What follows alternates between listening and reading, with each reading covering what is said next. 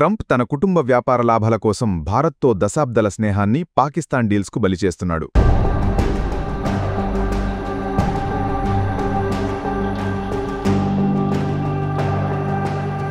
Hi friends, ఓ super exciting news టు మొదలెడదాం.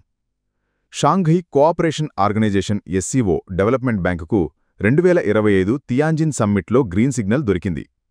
China గత 10 ఏళ్లుగా ఈ బ్యాంకు కోసం గట్టిగా శ్రమించి చివరకు సక్సెస్ సాధించింది. ఈ సమ్మిట్లో మన ప్రధాని నరేంద్ర మోదీ, రష్యా అధ్యక్షుడు వ్లాదిమిర్ పుతిన్, చైనా అధ్యక్షుడు షీ జిన్పింగ్లు పాల్గొన్నారు. ఈ బ్యాంకు SCO దేశాల్లో రోడ్లు, రైల్వేలు, ఎనర్జీ, డిజిటల్ ట్రేడ్ లాంటి ప్రాజెక్టులకు ఫైనాన్స్ చేయబోతోంది. అయితే ఇది వరల్డ్ బ్యాంక్, IMFలను ఎదిరించగలదా?